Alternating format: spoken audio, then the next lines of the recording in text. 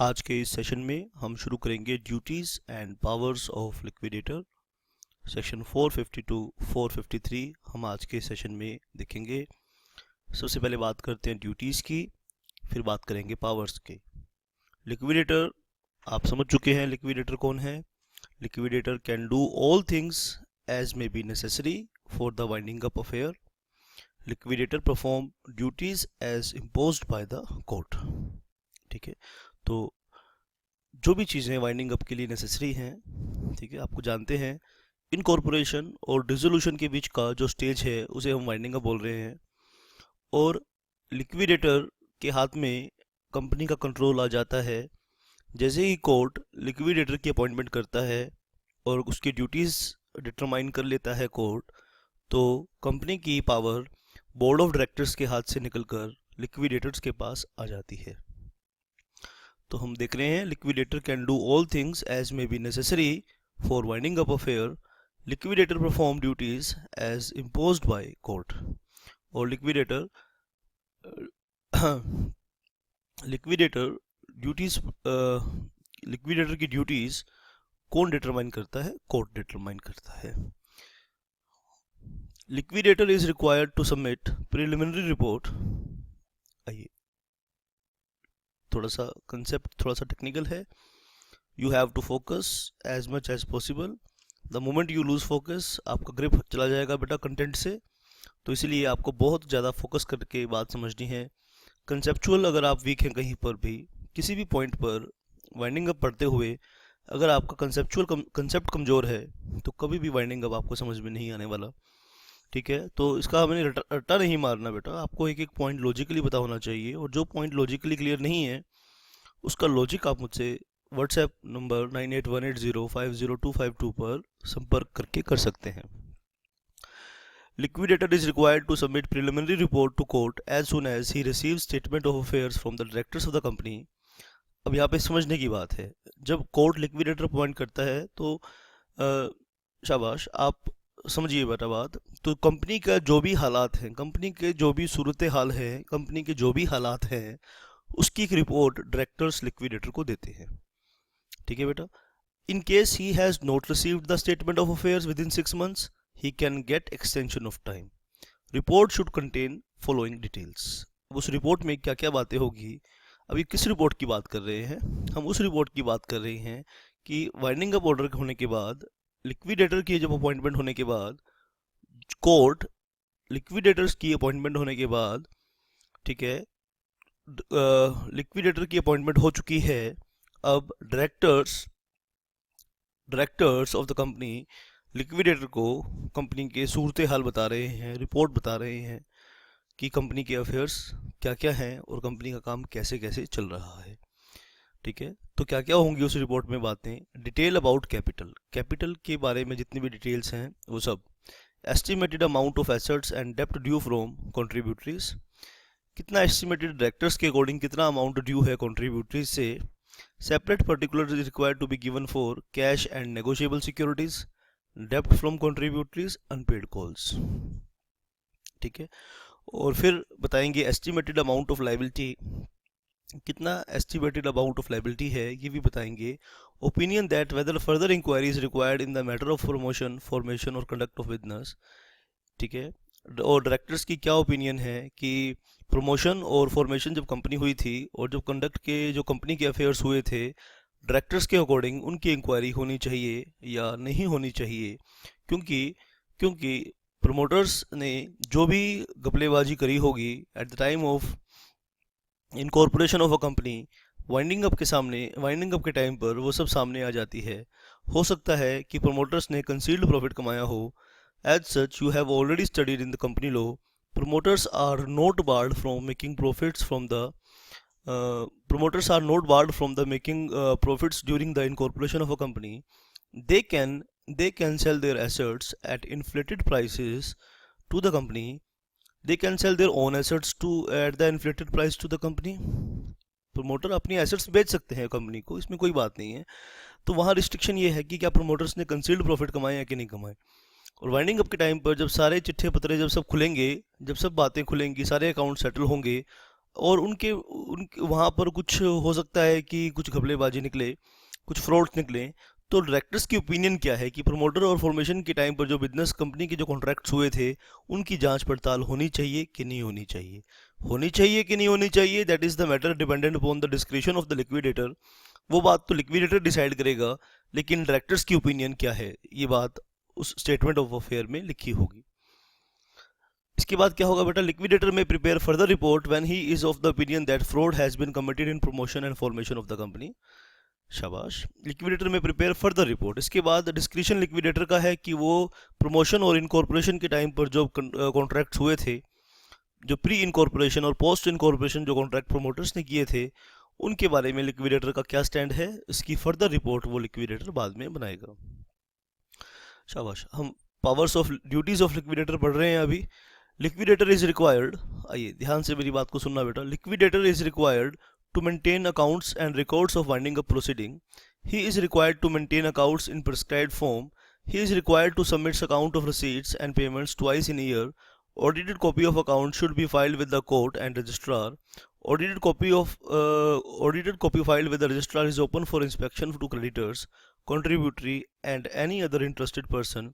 Audited copy is sent to the creditor and contributory. If the government company is under liquidator, copy of account is placed before the central government or state government as the case may be. These are the duties of the liquidator related to accounts of the company. आइए further duty हम देखेंगे कि what are the duties of liquidator. Further क्या duty है, liquidator should take custody of all properties and actionable claims belonging to company. Liquidator may take up help of magistrate for the purpose of taking custody of the property. Liquidator should take all properties. Liquidator should take all properties. Properties मतलब movable and immovable properties. Properties में जितने भी properties movable हैं और immovable हैं and actionable claim belonging to the company. अब ध्यान से समझना, actionable claim का मतलब क्या है। जो भी कंपनी के डेटर्स हैं, ठीक है बेटा, डेटर भी एक तरह का कंपनी की एसेट्स हैं बेटा। जो भी कंपनी के डेटर्स हैं, अब कंपनी के डेटर्स को तुम दो पार्ट में डिवाइड कर सकते हो। कंपनी के डेटर्स को तुम दो पार्ट में डिवाइड कर सकते हो, number first category and number second category. Number first category company के वो डेट्स जो सिक्योर्ड हैं, यानी कंपनी ने पैसा लेना है, ठीक है। I am talking about which types of assets of the company, the debtors of the company, ठीक है बेटा, समझ गए डेटर्स कौन है, कंपनी, जहां कंपनी को पैसा लेना है। ये सिक्योर्ड भी हो सकते हैं, अगर ये अनसिक्योर्ड भी हो सकते हैं, ठीक है। Secured against the assets of the debtors, ठीक है बेटा, secured against the assets of debtors, and those debts which are not secured by the assets of debtor are called unsecured debts, ठीक है बेटा। अब जितने भी ये अनसिक्योर्ड डेट्स हैं, इन्हें हम बोल देते हैं, इन्हें हम टेक्निकल एक वर्ड यूज करते हैं इनके लिए, एक्शनेबल क्लेम्स। समझ गए what is the meaning of actionable claim. Actionable claims मतलब those debts of the company which are not secured. तो एक्शनेबल क्लेम का मीनिंग क्या हुआ, those debts of the company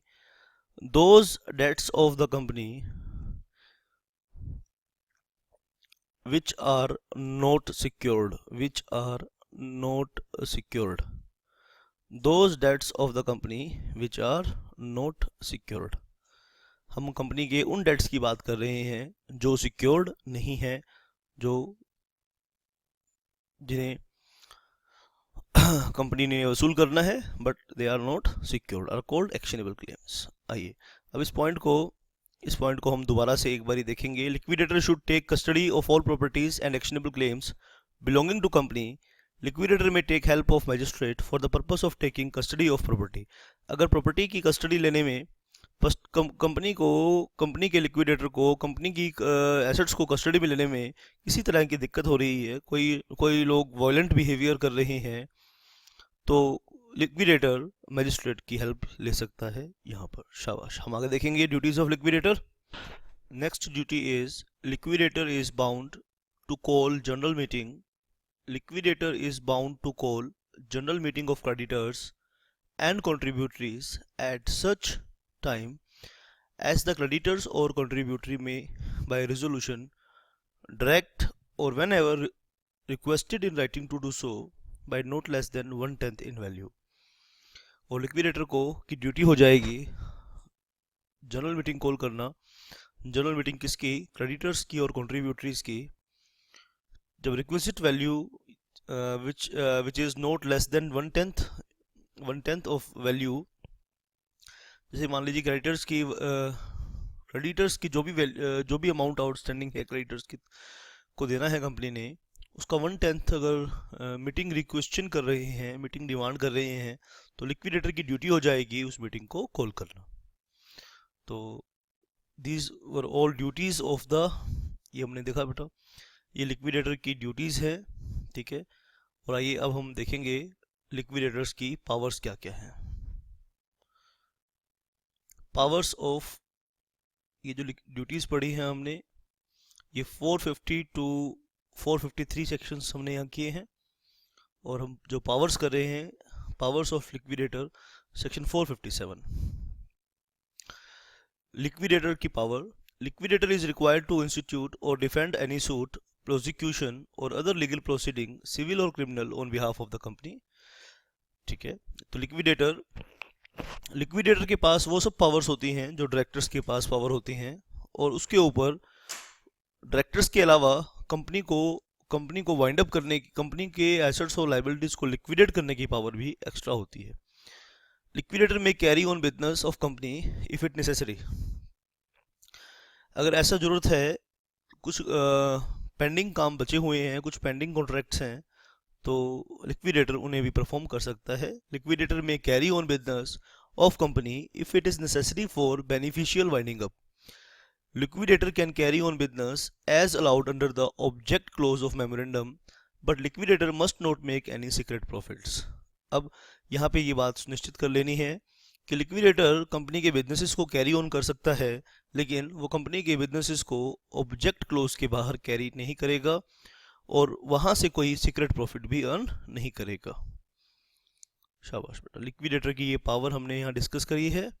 liquidator may appoint advocate, attorney, liquidator may appoint advocate, attorney, pleader entitled to appear before the court and to assist him। ठीक है, कोई भी case को institute करने के लिए, कोई भी केस कोर्ट में इंस्टीट्यूट करने के लिए लिक्विडेटर को अगर प्रोफेशनल्स की जरूरत है, एडवोकेट, अटॉर्नी, प्लेडर वगैरह की जरूरत है, तो लिक्विडेटर उन्हें अपॉइंट कर सकता है। शाबाश। आगे हम इस चीज को, पावर्स को हम पढ़ रहे हैं। Liquidator can raise money on security of assets of company with permission of court. अगर कंपनी के कामों को एग्जीक्यूट करने के लिए लिक्विडेटर को पैसे की रिक्वायरमेंट है, तो लिक्विडेटर कंपनी के एसेट्स को सिक्योरिटाइज करके लोन भी ले सकता है, लेकिन वो ऐसा कोर्ट की परमिशन से करेगा, अदरवाइज नहीं करेगा। Liquidator can disclaim onerous property with permission of court. शाबाश। Liquidator can disclaim onerous property. Onerous property क्या मतलब? बर्डन प्रॉपर्टी है, ठीक है बेटा, शाबाश। Liquidator can disclaim onerous property with permission of court. Refer the next paragraph for detailed discussion on onerous property. इस concept पर ओनरस प्रॉपर्टी क्या होती है? Burden property. मैं ओनरस प्रॉपर्टी का कंसेप्ट आपको बता देता हूँ कि क्या होता है ओनरस प्रॉपर्टी, फिर हम बाद में डिटेल में भी इसके बारे में चर्चा करेंगे आने वाले पैराग्राफ में। अभी आप क्या देख रहे हैं? अभी आप देख रहे हैं कंपनी के एसेट्स किसके कंट्रोल में आ जाएंगे? जब कोर्ट का वाइंडिंग अप ऑर्डर इशू हो जाएगा तो कंपनी के एसेट्स लिक्विडेटर के, ठीक है, लिक्विडेटर के कंट्रोल में कंपनी के एसेट्स आ जाते हैं, ठीक है। अब ये जो एसेट्स हैं ये दो तरह के हो सकते हैं, ठीक है, एनकम्बर्ड, अनएनकम्बर्ड।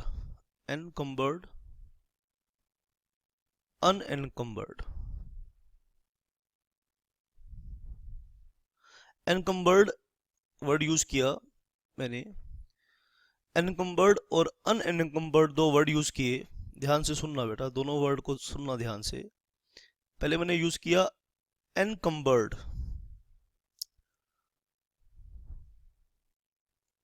और दूसरा वर्ड मैंने यूज किया अनएनकम्बर्ड।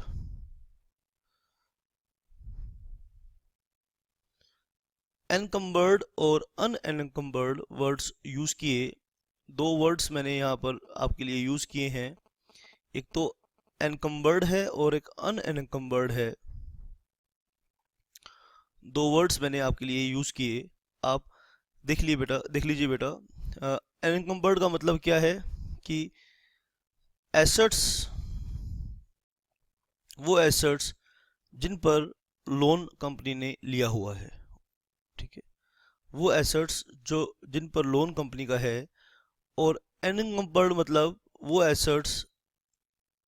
एसेट्स की बात कर रहे हैं जो लोन फ्री है, लोन फ्री है। और ओनरस का मतलब क्या है? ओनरस एक ओनरस वर्ड है। मान लीजिए कंपनी का कोई एसेट है और उस पे लोन है, ठीक है, ठीक है, कंपनी का कोई एसेट है, कंपनी का कोई एसेट है, उस पर कंपनी का कोई एसेट है और उस एसेट पर कंपनी का हक नहीं है। उस एसेट पर जो राइट्स हैं, उस एसेट्स पर जो राइट्स हैं वो कंपनी के भी हैं और मिस्टर एक्स के भी हैं, मान लीजिए, ठीक है। तो ये जो एसेट है ना, इस पर एक्स के भी राइट है और कंपनी के भी राइट हैं, तो बर्डन्ड प्रॉपर्टी बोलते हैं इसे, बर्डन्ड, ठीक है, बर्डन्ड प्रॉपर्टी। जैसे मान लीजिए एक और एग्जांपल देता हूं, ठीक है। एक्स वाई को शेयर्स गिफ्ट करता है। ओनरस प्रॉपर्टी समझा रहा हूं बेटा, क्या है ओनरस प्रॉपर्टी का कंसेप्ट बता रहा हूं कई तरीकों से। एक्स वाई को शेयर्स देता है। अब ये शेयर्स दो तरीके के हो सकते हैं, ठीक है, ये शेयर्स दो तरीके के हो सकते हैं। एक होते हैं बेटा fully paid up shares, fully paid up shares, और दूसरी तरह के शेयर्स होते हैं partly paid up shares. Fully paid up shares और partly paid up shares. Company के शेयर्स दो तरीके के होंगे, फुली पेड अप शेयर्स और पार्टली पेड अप शेयर्स। जो फुली पेड अप शेयर्स हैं, ठीक है, ये तो गिफ्ट हुआ एक तरीके से बेटा, है ना। एक तरीके से एक्स ने वाई को कोई अच्छी चीज दी है और partly paid up shares Y को गिफ्ट किए हैं, ठीक है। 100 रुपए का शेयर है, इस पे 50 रुपीज तो पेड अप है, 50 रुपीज पेड अप है और 50 रुपीज अनपेड अप है, 50 रुपीज अनपेड है इसके ऊपर। यानी अगर वाई गिफ्ट एक्सेप्ट करता है तो वाई को कंपनी को 50 रुपए देने पड़ेंगे, ठीक है। अब ये एक्स ने जो गिफ्ट किया है, एक्स ने जो प्रॉपर्टी वाई को दी है in the form of shares, वो बर्डन प्रॉपर्टी है। बर्डन का मतलब क्या है कि 50 रुपीज देना पड़ेगा उसे, ठीक है। अगर मान लीजिए, सुन लो बेटा ध्यान से, बात को ध्यान से समझना है आपने, एक बार दोबारा से सुन लो क्या बात है। एक्स ने वाई को शेयर्स दिए हैं, ये शेयर्स फुली पेड अप भी हो सकते हैं और ये शेयर्स पार्टली पेड अप भी हो सकते हैं। एक्स ने वाई को शेयर्स दिए हैं, ये शेयर्स फुली पेड अप भी हो सकते थे, ये शेयर्स पार्टली पेड अप भी हो सकते थे, ठीक है। फुली पेड अप है तो कोई बात नहीं। अगर ये शेयर्स पार्टली पेड अप है, मान लीजिए शेयर की कीमत है 100 रुपये और 50 रुपये पेड अप है और 50 रुपये अनपेड अप है। अनपेड अप होने का मतलब ये है कि कंपनी वाई से 50 रुपये रिकवर कर पाएगी। कब? जब वाई उन शेयर्स को क्लेम करेगा, उन शेयर्स को एक्सेप्ट करेगा। अगर वाई उन शेयर्स को डिस्क्लेम कर दे, उन शेयर्स को एक्सेप्ट ना करे, तो वाई को कोई भी पैसा नहीं देना पड़ेगा, ठीक है। गिफ्ट कंप्लीट तभी होता है जब डोनी उसे एक्सेप्ट करे। अब यहाँ वाई को हटा दो, मान लो यहाँ वाई ना हो और ये कंपनी है और इस कंपनी में लिक्विडेटर अपॉइंट हो चुका है, तो लिक्विडेटर चाहे तो उन एसेट्स को जो ओनरस हैं, जो बर्डन्ड हैं, उन्हें डिस्क्लेम कर सकता है। बोलो बात समझ में आई है कि नहीं? आई है तो बढ़िया बात है, नहीं तो व्हाट्सएप करना और अपना ही डाउट क्लियर करना। तो इस पॉइंट को अब समझ में आना चाहिए आपको बेटा। Liquidator can disclaim onerous property with permission of court. Refer the next paragraph for detail discussion on onerous property. और इसके लिए हम फर्दर ओनरस प्रॉपर्टी पर डिटेल में भी चर्चा करने वाले हैं, आप ध्यान से बात को सुन लीजिए। ओनरस प्रॉपर्टी आपको समझा दिया है, अब आगे ओनरस प्रॉपर्टी नहीं समझाऊंगा और टाइम मैं अपना सेव करूंगा, आपका भी और अपना भी। आगे हम बढ़ेंगे। Liquidator can do the following acts with permission of the court. Liquidator कौन कौन से काम कर सकता है कोर्ट की परमिशन से? आइए हम लिस्ट बनाएंगे इसकी। Liquidator can do following acts with the permission of courts. आइए कौन कौन से वो काम कर सकता है? To execute documents on behalf of the company.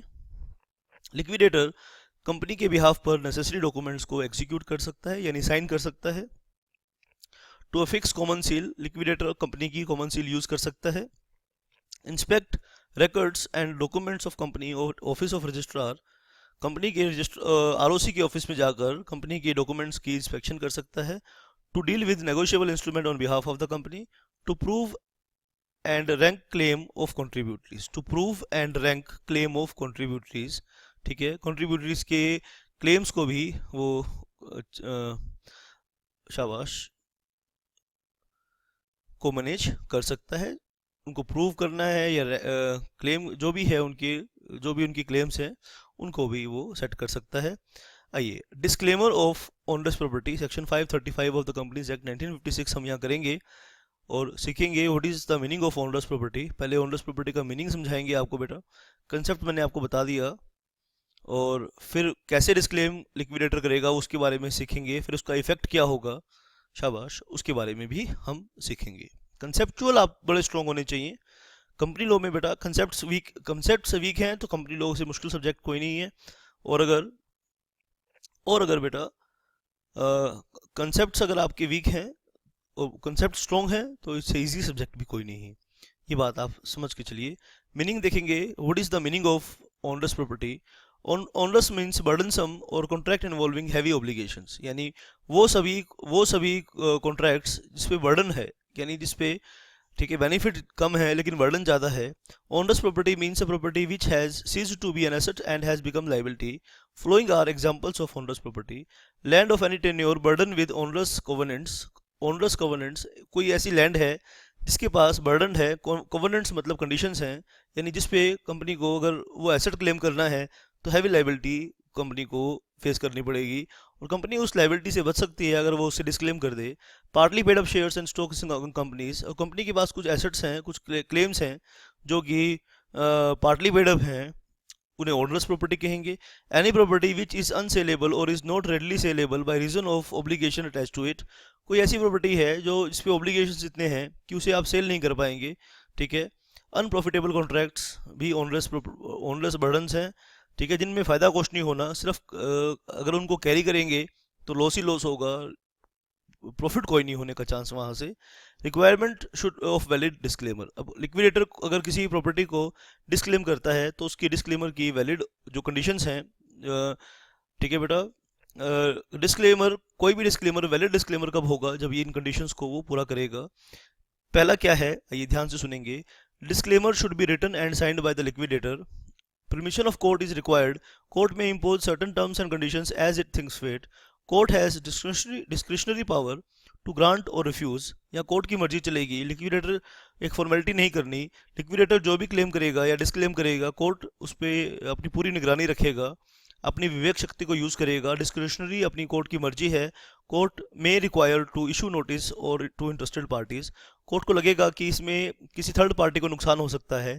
Third party कौन है? जैसे company is the first party, ठीक है बेटा, company is the first party, और यहाँ पे बेटा जो भी पर्सन इन्वॉल्व हैं, जैसे मान लीजिए कोई बर्डन प्रॉपर्टी है, मान लीजिए किसी क्रेडिटर का लोन बकाया होगा कंपनी के ऊपर और कंपनी उसे डिस्क्लेम करके लोन से नहीं बच सकती, तो यहाँ पे ये बात समझने की है कि कोर्ट इंटरेस्टेड पार्टी को नोटिस देगा। इंटरेस्टेड पार्टी मतलब जो थर्ड पार्टी है, जो कंपनी के साथ कॉन्ट्रैक्ट करा है जिसने, या और लोग जो हैं उस प्रॉपर्टीज में जिनका इंटरेस्ट है, कोर्ट उनको नोटिस देगा। और कोर्ट नोटिस देगा, जैसे मान लीजिए एक प्रॉपर्टी है और उस पे कंपनी का भी राइट है और थर्ड पार्टी का भी राइट है, तो कोर्ट उस थर्ड पार्टी को नोटिस देगा। थर्ड पार्टी को बोलेगा कि देखो हम डिस्क्लेम कर रहे हैं, यानी इस एसेट्स को हम गिव अप कर रहे हैं।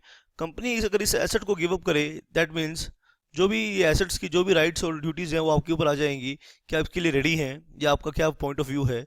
तो कोर्ट उस पार्टी को ऑर्डर देगा, नोटिस देगा, और उस पार्टी के स्टैंड से, उस पार्टी की स्टेटमेंट से ही कोर्ट लिक्विडेटर को पावर देगा कि वो प्रॉपर्टी डिस्क्लेम कर सकता है या डिस्क्लेम नहीं कर सकता। आप इस पॉइंट को ध्यान से समझना। Liquidator may disclaim any onerous property within 12 months from the date of commencement of winding up. Where liquidator has come to know about owner's property after 1 month from the commencement of winding up, disclaimer can be exercised even after period of 12 months। बोलिए बेटा, this is the very technical important point. और disclaimer करने का limitation period कितना है? 12 months from the date of the commencement of winding up. अगर liquidator को onerous property का बाद में पता चला है, आफ्टर 1 month पता चला है, 1 महीने के बाद पता चला है, तो कमेंसमेंट, तो ये डिस्क्लेमर पीरियड भी एक्सटेंड हो जाएगा 12 महीने के beyond. If any interested person in property makes an application to liquidator to decide whether he will or he will not disclaim property, liquidator should give notice within 28 days. Court may extend period। शाबाश बेटा, इस point को आप note कर लेंगे। I think ये concept आपका clear है ओनर्स प्रॉपर्टी का और डिस्क्लेमर का। डिस्क्लेम करना मतलब क्या? मैं उस प्रॉपर्टी को लिक्विडेटर कहता है कि कंपनी के बिहाफ पर मैं उस प्रॉपर्टी को गिव अप करता हूँ, डिस्क्लेम करता हूँ। मैं कोई भी क्लेमर फाइल नहीं करूँगा, कोई भी उसके ऊपर लिटिगेशन फ्यूचर में फाइल नहीं करूँगा। लिक्विडेटर का इफेक्ट क्या होगा? वैलिड डिस्क्लेमर का इफेक्ट क्या होगा? On valid disclaimer company is relieved of all it's liabilities in respect of such property. इसका इफेक्ट ये होगा कि कंपनी को मुक्ति मिल जाएगी, कंपनी को आज़ादी मिल जाएगी। उस प्रॉपर्टी से अटैच्ड जो भी लाइबिलिटीज होंगी वो कंपनी उनके लिए रिस्पॉन्सिबल नहीं होगी। उन उन लाइबिलिटीज के लिए, उन एसेट्स के लिए जो भी फ्यूचर में लाइबिलिटीज क्रिएट होंगी, कंपनी उनके लिए रिस्पॉन्सिबल नहीं होगी। Any person affected may apply to court for damages for non-performance of contract and he will be treated as creditor of company if court grant damages। अगर company के disclaim करने से किसी भी पर्सन के कॉन्ट्रैक्चुअल राइट्स ब्रीच हुए हैं, किसी भी कंपनी का, किसी भी पर्सन का कंपनी के साथ कोई कॉन्ट्रैक्ट था, कोई लोन था, और कंपनी के डिस्क्लेम करने से, प्रॉपर्टी कंपनी के डिस्क्लेम करने से, यानी इसका मतलब ये है कि कंपनी ना तो उस प्रॉपर्टी पे कोई राइट एंटरटेन करेगी और ना ही किसी लाइबिलिटी को एक्सेप्ट करेगी। और ऐसा करने से अगर किसी पर्सन के कॉन्ट्रैक्चुअल राइट्स ब्रीच हुए हैं, कॉन्ट्रैक्चुअल राइट ब्रीच होने का मतलब ये है कि कंपनी ने उस प्रॉपर्टी पे किसी पर्सन के साथ कोई कॉन्ट्रैक्ट किया था और डिस्क्लेम करने से अगर कॉन्ट्रैक्चुअल राइट्स ब्रीच हो रहे हैं, तो वो पर्सन क्या करेगा? वो पर्सन कोर्ट को ऑर्डर देगा, कोर्ट को अपील करेगा, और कोर्ट को अगर उसकी बात ठीक लगेगी तो कोर्ट क्या करेगा बेटा? कोर्ट उसे कंपनी का क्रेडिटर मान लेगा। शाबाश, कोर्ट उसे कंपनी का क्रेडिटर मान लेगा, यानी उसे भी क्रेडिटर की लिस्ट में शामिल कर लिया जाएगा, और जो भी पेमेंट मिलेगी बाकी क्रेडिटर्स को, उसे भी उसके राइट्स के अकॉर्डिंग जो भी उसका क्लेम है पैसा मिल जाएगा।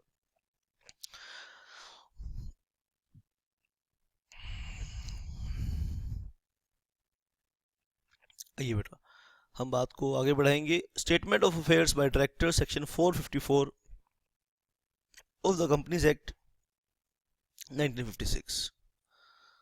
शाबाश बेटा। अब जब लिक्विडेटर अपॉइंट हो जाता है, लिक्विडेटर के अपॉइंट होने के बाद आप बहुत ध्यान से मेरी बात को सुनेंगे बेटा, बहुत इंपॉर्टेंट पॉइंट है, बहुत टेक्निकल कंसेप्ट है यहाँ पर ये वाला, कि कोर्ट के जब वाइंडिंग अप ऑर्डर हो गए हैं, कोर्ट के वाइंडिंग अप ऑर्डर होने के बाद बोर्ड ऑफ डायरेक्टर्स लिक्विडेटर को क्या करेंगे बेटा? सत्ता की बागडोर अब डायरेक्टर्स के हाथ से निकलकर, कंपनी की जो पावर्स हैं वो डायरेक्टर्स के हाथ से निकलकर लिक्विडेटर के पास आ जाएंगे। अब लिक्विडेटर को क्या पता कि कंपनी के एसेट्स कहाँ हैं, कंपनी की क्या सब बातें हैं, तो इसके लिए एक स्टेटमेंट ऑफ अफेयर्स डायरेक्टर बनाते हैं और उसको लिक्विडेटर को सौंपते हैं।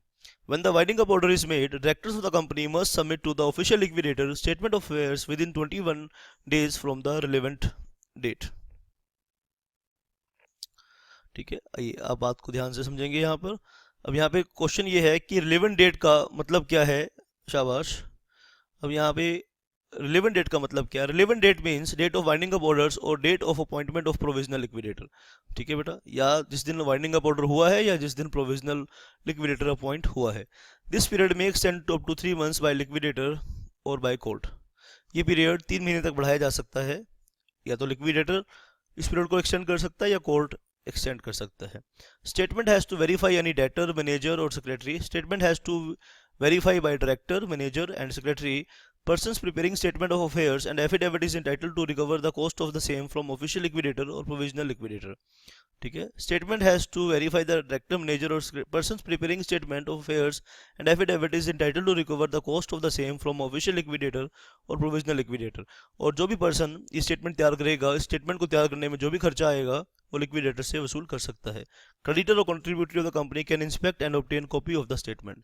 क्रेडिटर और contributor of the company can inspect and obtain copy of the statement. वो इस स्टेटमेंट ऑफ अफेयर्स को इंस्पेक्ट भी कर सकता है और उसकी कॉपी भी ऑब्टेन कर सकता है। और उस स्टेटमेंट में क्या पर्टिकुलर्स होंगे, आइए ध्यान से हम बात को सुनेंगे। Particulars to be provided, following particulars are provided under the statement of affairs: assets of company separately, cash in hand and cash at bank। ठीक है, negotiable securities, आइए ध्यान से बात को नोट कर लेंगे बेटा।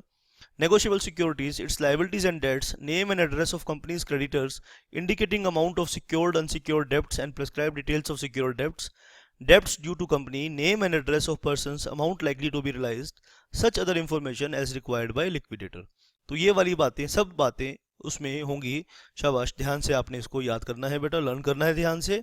कोई भी डाउट है तो उस पर पूछना है। इंपॉर्टेंट नोट पढ़ेंगे। Provisions of statement of affairs और similar applicable to voluntarily winding up. Provisions of statement of affairs, अभी हम कंपल्सरी वाइंडिंग अप कर रहे हैं, अगर हम वॉलंटरली वाइंडिंग अप करेंगे तो वहां भी ये section as it is applicable होगा। Committee of inspection, section 464 465 of companies act 1956। Committee of inspection क्या करेगी, उसकी अपॉइंटमेंट के बारे में देखेंगे बेटा। इंस्पेक्शन के लिए कमेटी बनाएंगे और उसकी अपॉइंटमेंट कैसे होगी।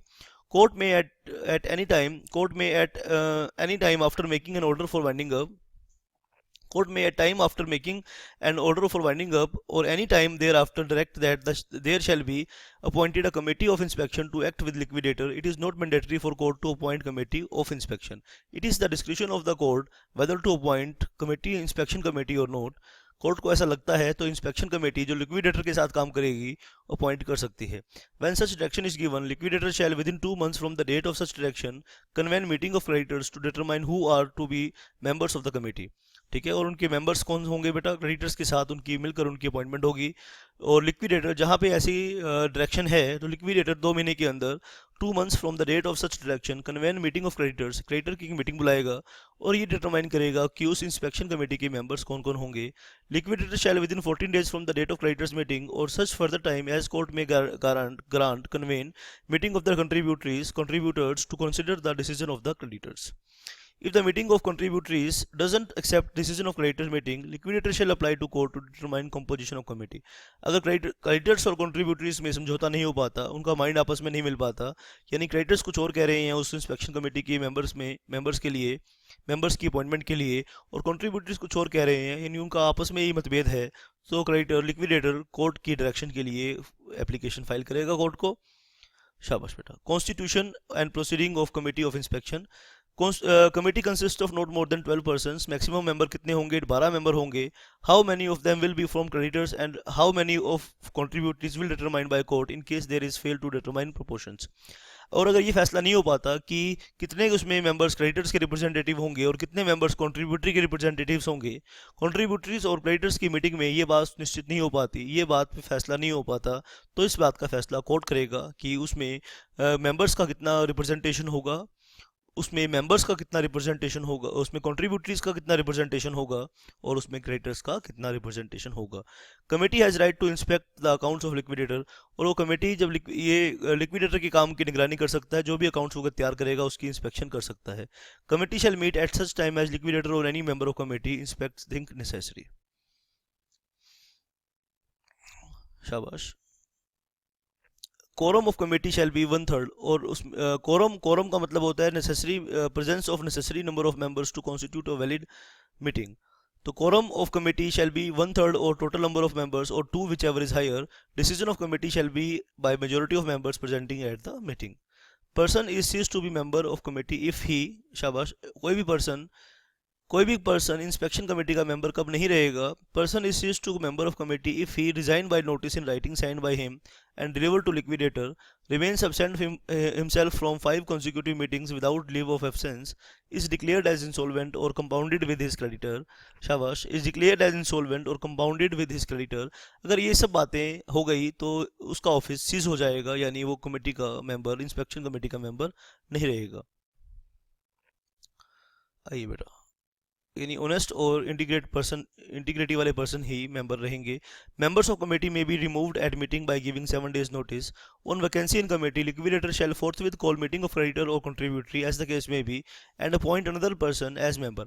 अगर मान लीजिए वैकेंसी हुई है कंट्रीब्यूटरीज की तरफ से तो कंट्रीब्यूटरी की मीटिंग होगी, अगर वैकेंसी हुई है क्रेडिटर की तरफ से तो क्रेडिटर की मीटिंग होगी।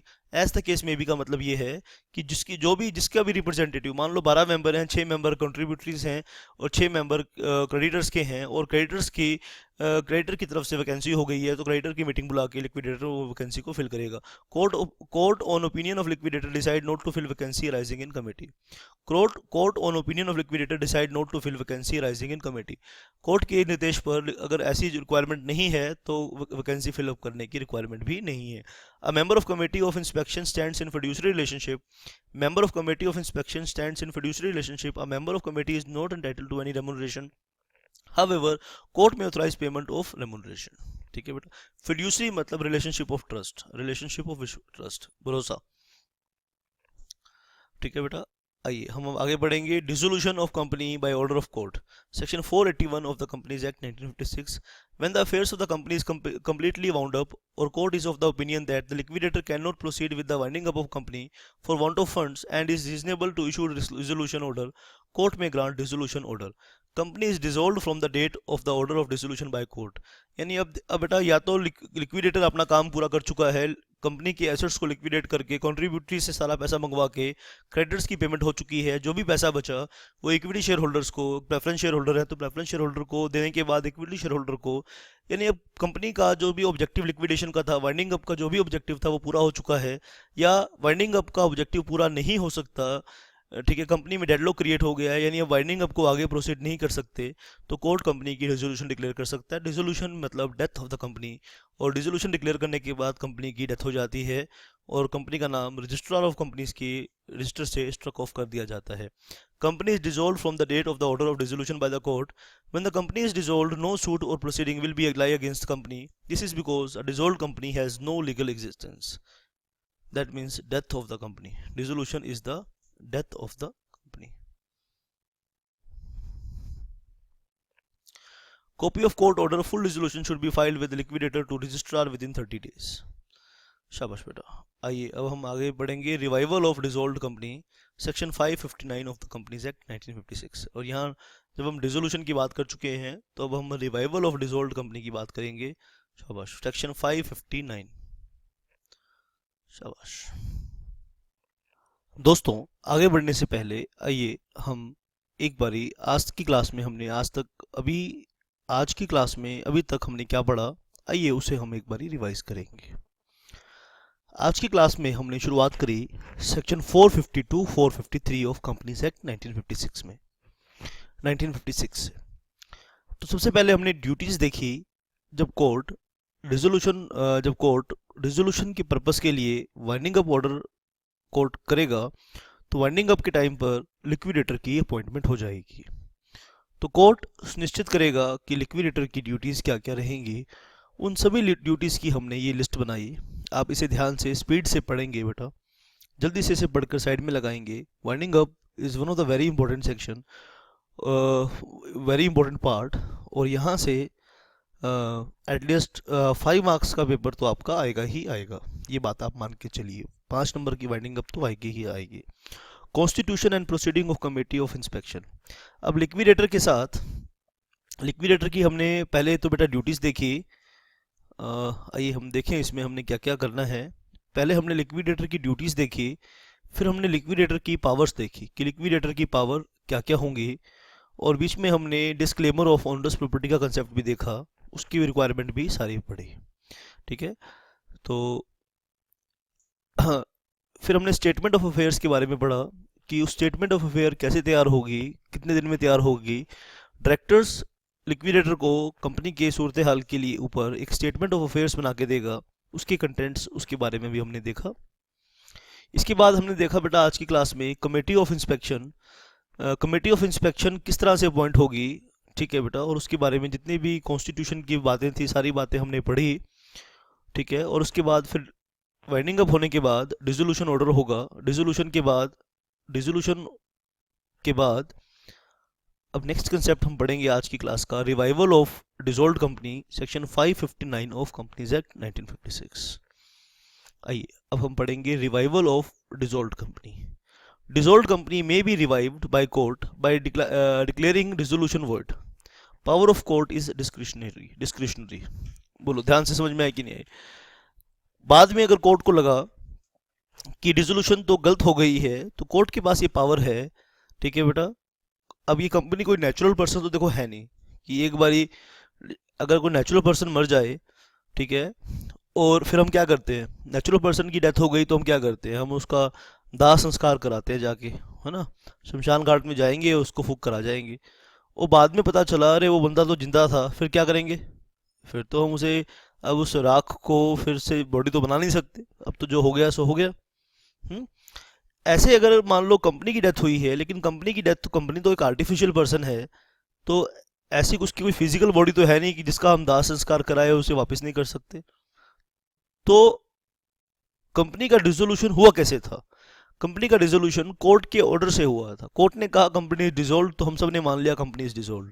कोर्ट ने कहा कंपनी मर गई है तो हमने भी मान लिया कंपनी मर गई है।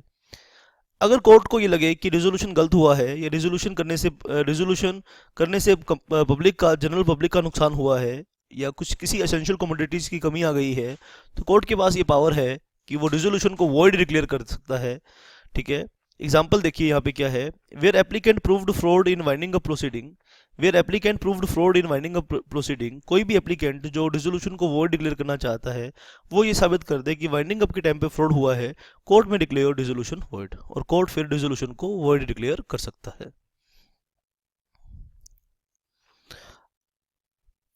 अब यहाँ बात देखने की है कि कौन कौन पर्सन रिवाइवल के लिए अप्लाई कर सकते हैं।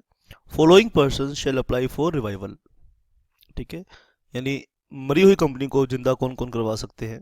आइए हम यहाँ पर इनकी लिस्ट देख लेंगे। क्रेडिटर और कंट्रीब्यूटरी ऑफ कंपनी, क्रेडिटर और contributory of company, unpaid landlord, ठीक है, income tax officer who makes a final assessment after dissolution of company, liquidator of company, any other interested parties, they can apply for revival of the dissolved company. Application should be made within 2 years, limitation period ध्यान रख लीजिए यहाँ पे। Revival की application 2 साल के अंदर अंदर आप करेंगे, ठीक है। Court can revive order within 2 years from the date of dissolution. Copy of cancellation order of dissolution should be filed with registrar within 30 days. जब कोर्ट का ये ऑर्डर पास हो गया तो 30 दिन के अंदर रजिस्ट्रार ऑफ कंपनीज के पास ये dissolution order revival order file हो जाएगा और रजिस्ट्रार अपना काम करेगा, कंपनी का नाम दोबारा से रजिस्टर ऑफ कंपनीज के अंदर ऐड करेगा। वॉलंटरी वाइंडिंग अप पढ़ेंगे, अभी हम कंपलसरी वाइंडिंग अप पढ़ी, अब यहाँ से वॉलंटरी वाइंडिंग अप शुरू होती है। आप ध्यान से बात खुद सीखेंगे बेटा। Voluntary winding up, section 484 of companies act 1956, winding up by members और creditors without any intervention of court is known as voluntary winding up. Company and its creditors are left free to settle their affairs without going to court। तो voluntary winding up की दो main बातें आप up front ही सीख लीजिए। Voluntary winding up क्या है, section 484 of companies act 1956, winding up by members और creditors without any intervention of court is known as voluntary winding up. Company and its creditors are left free to settle their affairs without going to court. Circumstances for voluntary winding up, voluntary winding up के क्या क्या circumstances हैं आइए देखेंगे। Voluntary winding up may be taken place when period fixed in the articles has expired or event specified in articles has taken place and company has passed ordinary resolution। ठीक है, company की life पहले से ही fix थी कि ये एक particular काम करने के लिए कंपनी बना रहे हैं और वो पर्टिकुलर काम अचीव कर लेते हैं या कोई स्पेसिफाइड इवेंट हो जाता है। ऐसा हमने कहा था कि जब तक एक पर्सन जिंदा रहेगा तो उस कंपनी को चलाएंगे, जब उस पर्सन की डेथ हो जाएगी तो इस कंपनी को डिसॉल्व कर देंगे और वो इवेंट हो चुका है। तो इसके लिए मीटिंग में ऑर्डिनरी रेजोल्यूशन पास करना होगा। ऑर्डिनरी रेजोल्यूशन पास करके हम वाइंडिंग अप का फैसला ले सकते हैं। For any other reason by passing special resolution even if articles do not contain any provision, articles में कुछ बात लिखी है या नहीं लिखी, इनके ऊपर जो पॉइंट पड़ा उसके अलावा कोई और रीजन है वाइंडिंग अप का, तो उसके लिए स्पेशल रेजोल्यूशन पास करना हो। Types of voluntary winding up, there are two types of voluntary winding up, members voluntarily winding up and creditors voluntarily winding up. Procedure for members voluntarily winding up or steps to be taken for members voluntarily winding up. आइए बेटा,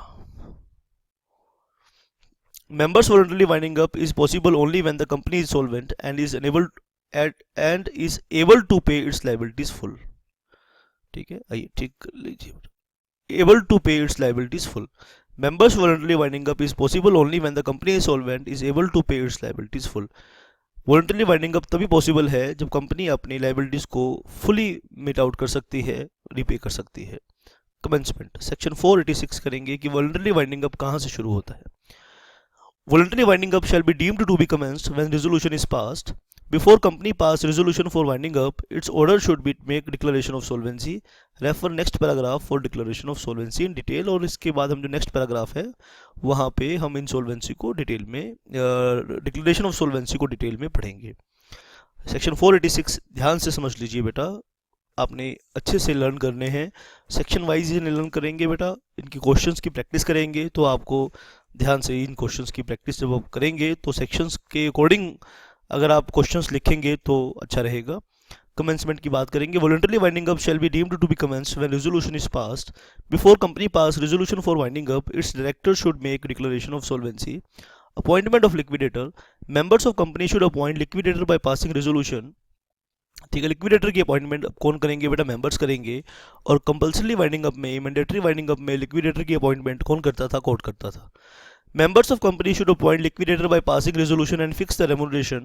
Remuneration once fixed at members meeting can't be increased. Body corporate can't be appointed as liquidator.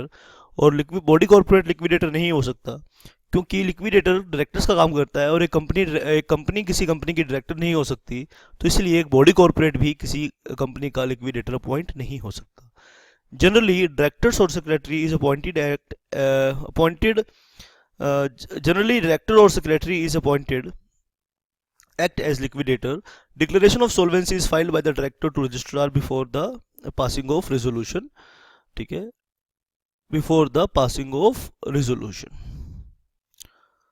आइए बात को हम यहाँ ध्यान से समझेंगे बेटा। सेक्शन 490 को ध्यान से आप समझेंगे। Power of board of director 491। On application of liquidator, all the powers of board cease except company in general meeting sanction some powers और liquidator has sanctioned some powers। तो बोर्ड की डायरेक्टर्स की power seize हो जाएंगी, केवल वही power board of director exercise करेंगे जिनको कंपनी ने जनरल मीटिंग में ग्रांट किया है या जिन पावर्स को लिक्विडेटर ने ग्रांट किया है। Notice of appointment section 493 and 516 मिलाकर पढ़ेंगे बेटा। यहाँ पर Company must give notice to the registrar regarding the appointment of liquidator within period of 10 days of his appointment। Liquidator की अपॉइंटमेंट होने के 10 दिन के अंदर, लिक्विडेटर की अपॉइंटमेंट होने के company must give notice to the registrar regarding the appointment of liquidator within period of 10 days of his appointment. उसकी अपॉइंटमेंट के 10 दिन के अंदर उसकी अपॉइंटमेंट का नोटिस आरओसी को दे दिया जाएगा। Liquidator shall give notice of his appointment within 30 days to income tax office. Income tax officer shall intimate amount of tax within 3 months। यहाँ पे नोट कर लीजिए बेटा पॉइंट, शाबाश, यहाँ पॉइंट नोट कर लेंगे बेटा आप। 30 दिन के अंदर liquidator shall give notice of his appointment within 30 days to income tax office. Liquidator 30 दिन के अंदर इनकम टैक्स ऑफिस में अपना अपॉइंटमेंट का नोटिस फाइल करेगा और इनकम टैक्स ऑफिसर ये बताएगा लिक्विडेटर को 3 महीने के अंदर कि कंपनी का कितना ड्यू बकाया है डिपार्टमेंट की तरफ। Liquidator shall give notice of his appointment to registrar. Liquidator must also inform ROC within 30 days of his appointment and publish notice in official gazette. ठीक है, the resolution pass shall be advertise within 14 days in official gazette and in newspapers of district where the registered office is situated. ठीक है, vacancy occurs by death in office of liquidator, company in general meeting subject to arrangement with directors can fill vacancy. तो ये सब points को आप ध्यान से एक बारी बेटा नोट कर लेंगे। मैं आपको, आप यहाँ पर लेक्चर को पॉज कर सकते हैं और 493 एंड 516 को यहाँ पॉज करके आप एक बारी पढ़ सकते हैं। ठीक है, ध्यान से इन्हें ऑब्जर्व करिए। मैं आगे बढ़ रहा हूँ, आप इस लेक्चर को यहाँ पॉज करके इन सब पॉइंट्स को अच्छे से ऑब्जर्व करेंगे और उसके बाद आगे बढ़ेंगे। शाबाश।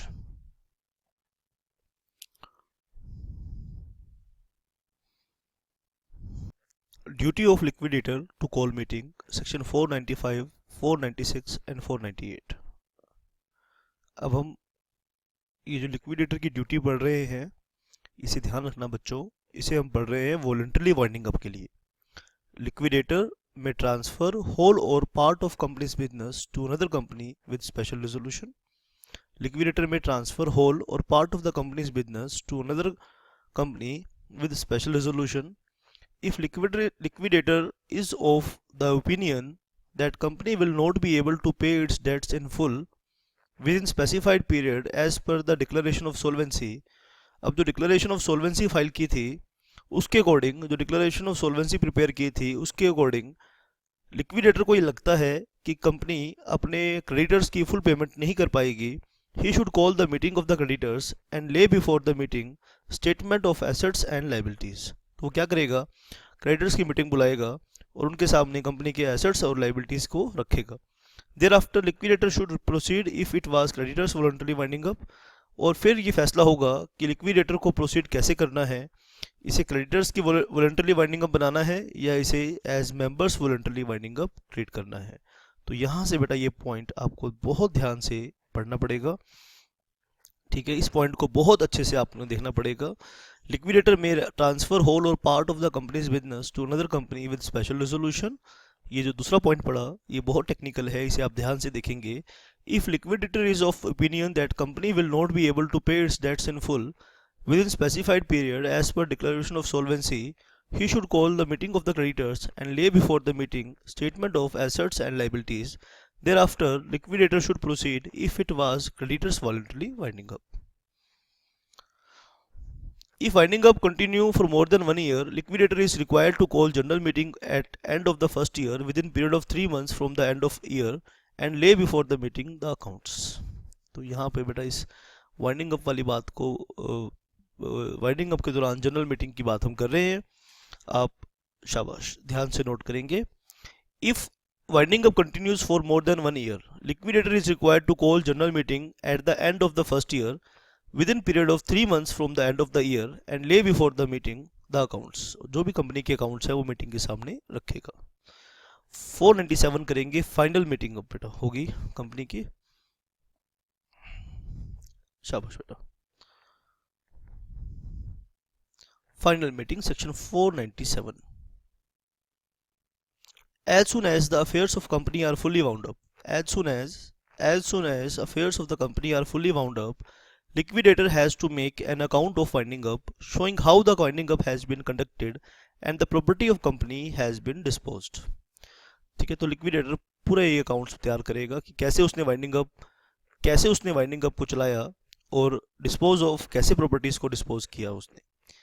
Within 1 week after the meeting, liquidator must send to registrar and official liquidator copy of the accounts and return regarding the meeting। On receipt of accounts and return, official liquidator makes a scrutiny of books and report to court। official liquidator के बारे में मैं already बताया हूँ, मतलब जितने भी high courts हैं उनका अपना अपना official liquidator होता है। On receipt of accounts and return, official liquidator makes scrutiny of books and report to court। report of official liquidator to court may suggest। अब ऑफिशियल लिक्विडेटर को जो रिपोर्ट कोर्ट को देगा, सुन लो जी ध्यान से, लिक्विडेटर अपनी रिपोर्ट देगा ऑफिशियल लिक्विडेटर को, ऑफिशियल लिक्विडेटर उस रिपोर्ट की स्क्रूटनी करेगा और स्क्रूटनी करने के बाद ऑफिशियल लिक्विडेटर इन दोनों में से कोई एक फैसला कोर्ट को देगा। That the affairs of the company have been conducted in manner prejudicial to the interest of its members और to public interest and company should be dissolved. That the affairs of the company have been conducted in a manner prejudicial to the interest of its members to the public interest, court may direct further investigation by liquidator। ठीक है, तो इन दोनों में से कोई भी बात जो उसे लगती है वो उसे रिपोर्ट लिक्विडेटर में सजेस्ट, यानी लिक्विडेटर इन दोनों में से कोई बात सजेस्ट कर सकता है अगर कोई ऐसी सर्कमस्टांसेस हैं तो। If any property of the company still remains of point of dissolution, such property will vest in the government immediately on dissolution. ठीक है, अगर मेंबर्स को देने के बाद, सब कुछ देने के बाद फिर भी कुछ बच गया तो वो प्रॉपर्टी किससे बिलोंग करती है? That property belongs to vest in the government. शाबाश. बैंक अकाउंट सेक्शन 553 हम बात करेंगे बैंक अकाउंट की. The liquidator should open bank account in any scheduled bank called the liquidator account of company limited, private limited, whatever the case may be. Liquidator can open bank account with any non-scheduled bank with permission of the court. अगर liquidator वैसे तो बेटा scheduled bank के साथ, ठीक है, scheduled bank के साथ अपना अकाउंट ओपन करेगा, लेकिन अगर उसे लगता है कि नॉन शेड्यूल बैंक के साथ अकाउंट ओपन करना चाहिए तो उसे कोर्ट की पहले परमिशन लेनी पड़ती है. Liquidator should not keep with him cash of money more than ₹500. ये बहुत कम है मेरे हिसाब से बेटा, ये बहुत कम है और प्रैक्टिकली इसे फॉलो करना बहुत मुश्किल होता है इस रिक्वायरमेंट को. Amount should be deposited with in 10 days. 10 दिन के अंदर अमाउंट बैंक में डिपॉजिट कर देना चाहिए. If liquidator remains more than cash ₹500, he is liable to pay interest at the rate of 12% and penalty as determined by the registrar. Court tribunal may disallow all or any part of his remuneration and remove him his remuneration and remove him. Court और tribunal इस breach करने पर, यानी 500 रुपये से ज़्यादा cash रखने पर, अगर कोर्ट या ट्राइब्यूनल को ये लगता है कि ये डिफ़ॉल्ट है तो उसे रिमूव भी कर सकते हैं और उसका रेमुनरेशन भी विदहेल्ड कर सकते हैं. Liquidator can't pay money in any private bank account. Liquidator can't pay money in any private bank account. ये बात आपने अच्छे से नोट करनी है. और one of the very very important point, declaration of solvency हम करेंगे बेटा. डिक्लेरेशन ऑफ सॉल्वेंसी कब फाइल करनी पड़ती है? जब कंपनी का वाइंडिंग अप हो रहा है. और कौन सा वाइंडिंग अप हो रहा है? Voluntarily winding up. Voluntary winding up में भी कौन सा वाइंडिंग अप? मेंबर्स का वॉलंटरली वाइंडिंग अप. आइए इसे हम टेक्निकली एनालिसिस करेंगे. और इस सेशन का ये लास्ट टॉपिक है, declaration of solvency, section 488 of companies act 1956. When it is proposed to wind up company voluntarily. ध्यान रखना किस सिचुएशन में एप्लीकेबल है, इस बात का ध्यान रखना बेटा. Its directors should have made a full inquiry into affairs of the company. और before making such statement declaration, ठीक है, ऐसी डिक्लेरेशन करने से पहले डायरेक्टर का ये ऑब्लिगेशन है वो कंपनी के अफेयर्स को की डिटेल में जांच पड़ताल कर ले. If after inquiry they have formed opinion that company has no debts और that it is able to satisfy its debts in full within period not exceeding the 3 years from the commencement of winding up, they should made declaration of solvency. आइए ध्यान से बेटा आप इस point को note करेंगे. If after inquiry they have formed opinion that the company has no debts or that it is able to satisfy its debts in full within period of not exceeding 3 years from the commencement of winding up, they should make declaration of solvency. It shall be verified by an affidavit. It shall be made by the majority of the directors or all directors if they are only 2 directors. It shall be verified by an affidavit. यानी उसके बाद वो verify करेंगे affidavit से कि affidavit में क्या लिखेंगे कि जो भी उसमें उन्होंने लिखा है वो उनकी नॉलेज के अकॉर्डिंग सही है और उनकी जानकारी के आधार पर ही उन्होंने ही ये सब बातें अपनी जानकारी के आधार पर सही प्रोवाइड कराई हैं. It shall be made by majority of directors और all directors if there are only 2 directors. ठीक है, it shall be made by the majority of directors. मान लीजिए 6 डायरेक्टर हैं तो कम से कम 3 डायरेक्टर उसे, 4 डायरेक्टर उसे तैयार करेंगे. अगर मान लीजिए 2 डायरेक्टर्स ही हैं तो दोनों डायरेक्टर उसे तैयार करेंगे. शाबाश. ये पॉइंट यहाँ से एक्सपेक्टेड प्रैक्टिकल क्वेश्चन आ सकता है कि ये स्टेटमेंट ऑफ इंसॉल्वेंसी प्रिपेयर कौन करेगा. कहते हैं जी 3 डायरेक्टर हैं तो 2 करेंगे, 4 हैं तो 3 करेंगे, 5 हैं तो 3 करेंगे मिनिमम, 7 हैं तो 4 करेंगे, 8 हैं तो 5 करेंगे. यानी मेजोरिटी का मतलब बेटा मेजोरिटी ऑफ देम. और अगर मान लीजिए सिर्फ 2 ही डायरेक्टर्स हैं तो दोनों डायरेक्टर उसे प्रिपेयर करेंगे. आप इस बात को ध्यान से सीखेंगे. कोई भी डाउट है तो उसे आप क्लियर करेंगे बेटा, पूछेंगे. Declaration of solvency can't be passed by circular resolution. ठीक है बेटा, declaration of solvency can't be passed by circular resolution. Directors अपने फैसले 2 तरह से लेते हैं. बोर्ड मीटिंग वाले चैप्टर में मैंने आपको बताया था, या तो वो बोर्ड रेजोल्यूशन पास करते हैं एट द बोर्ड मीटिंग, या वो रेजोल्यूशन बाय सर्कुलेशन पास करते हैं. तो डिक्लेरेशन ऑफ सॉल्वेंसी के लिए डायरेक्टर्स को मीटिंग बुलाना जरूरी है. ये रेजोल्यूशन बाय सर्कुलेशन से पास नहीं हो सकता. ये रेजोल्यूशन बाय सर्कुलेशन से पास नहीं हो सकता. तो आप देख रहे हैं बेटा, कंपनीज एक्ट में अच्छे से परफॉर्म करने के लिए आपको पूरे एक्ट की एक साथ नॉलेज होना बहुत ज़रूरी है। Declaration of solvency can't be passed by circular resolution, इस पॉइंट को आप ध्यान से नोट करेंगे बेटा। It must be made within 5 weeks immediately preceding the date of passing of winding up by resolution by the members. It must be made within 5 weeks immediately preceding the date of passing of winding up resolution by the member. जिस दिन member resolution pass करें उसके कम से कम 5 हफ्ते पहले ये जरूर तैयार हो जानी चाहिए। It must be made within 5 weeks immediately presiding the date of passing of winding up resolution by the members, यानी जो रेजोल्यूशन पास करने के पिछले 5 वीक्स हैं उसके अंदर ये जरूर तैयार हो जानी चाहिए। It shall B filed with registrar for before passing resolution for winding up, ठीक है। और स्टेटमेंट ऑफ सोल्वेंसी रजिस्ट्रार के पास फाइल हो जानी चाहिए इससे पहले कि आप रेजोल्यूशन पास करें। स्टेटमेंट ऑफ सोल्वेंसी आरओसी के पास फाइल हो जानी चाहिए। It shall be accompanied by copy of report of the auditors of the company, शाबाश। इसके साथ और क्या फाइल करेंगे आप, ध्यान से आप नोट करेंगे।